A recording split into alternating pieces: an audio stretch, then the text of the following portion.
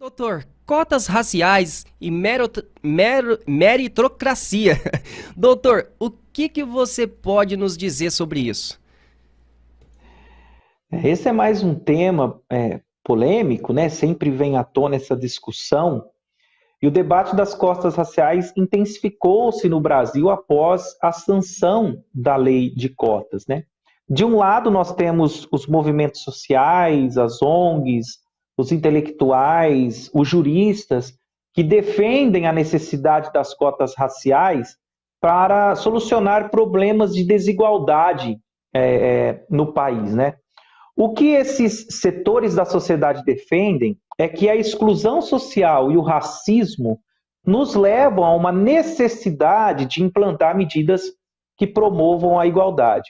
E a Constituição Federal de 1988, lá no seu capítulo 2, precisamente no artigo 5º, trata dos direitos e garantias fundamentais, e logo no início desse artigo 5º, que é um dos mais extensos da Constituição, ele diz o seguinte: todos são iguais perante a lei, sem distinção de qualquer natureza. Essa igualdade formal, essa igualdade prevista na lei, significa tratar todos de maneira igual, indistintamente, né?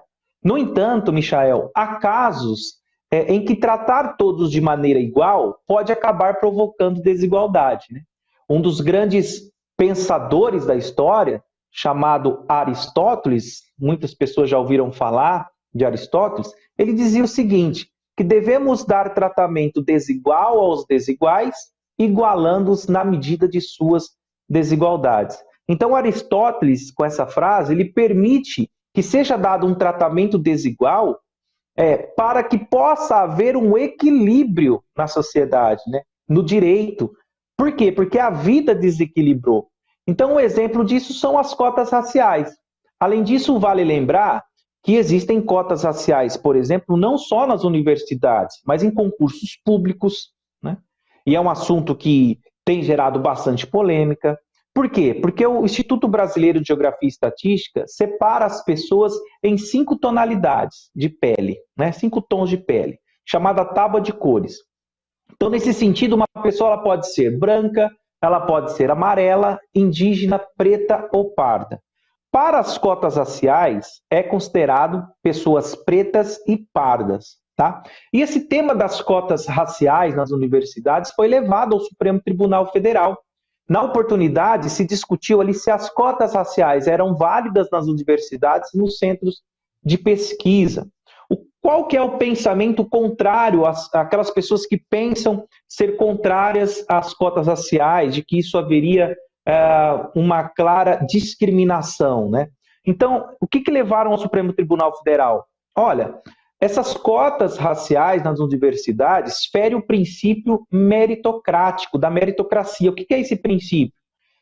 Para essas pessoas, quem deve ingressar nas universidades são aquelas pessoas que tiram as notas maiores, que atingem a nota de corte. E muitas vezes, a nota de corte para uma determinada universidade, quando se fala de cotas, essa nota de corte é menor do que para os outros que não estão enquadrados nas cotas raciais. E aí se discutiu, falar, olha, pessoas que tiveram por mérito uma nota muito mais elevada não conseguiu ingressar na universidade, enquanto que determinada pessoa que está na cota racial tirou uma nota bem mais baixa e mesmo assim conseguiu ingressar. E isso, para essas pessoas, feririam o princípio da meritocracia, né? Agora, o que o Supremo Tribunal Federal entendeu em relação a este questionamento? Primeiro, esse fato de falar que nas cotas raciais, aqueles que tiram notas menores do que aqueles que não fazem parte da cota não deveriam ingressar na universidade, não viola, aliás, o princípio da meritocracia. A análise é feita em separado. Então, para o Supremo, o que deve se fazer? É preciso compatibilizar os dois dispositivos. Então, de um lado está o critério meritocrático e do outro o princípio da igualdade material. Então, para o Supremo, ingressarão nas faculdades os melhores, aqueles que tiraram as melhores notas, que não fazem parte das cotas raciais e que atingiram a nota de corte, e também entrarão aqueles que participam das cotas raciais e atingiram a nota de corte para essa categoria. Então, os melhores candidatos que pertencem ou não pertencem às cotas raciais é os que irão ingressar na universidade. Isso chama, Michael, ações afirmativas do Estado. São discriminações positivas ou reversas, como as pessoas costumam chamar, que são contrapartidas, que visam balancear o jogo da vida diante até de uma questão cultural enraizada no país, que é o racismo, que é o preconceito.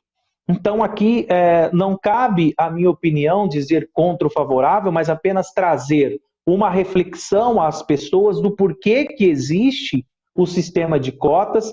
É claro que se houvesse, de fato, uma igualdade que independesse de raça, de crença, de cor, de pele, poderia até ser questionada essa questão da cota. Mas como nós vimos no dia a dia que existe um preconceito, uma discriminação muito grande ainda nesse sentido, as cotas raciais, elas são suficientes, elas são precisas e são necessárias para que se haja um equilíbrio dentro do nosso país.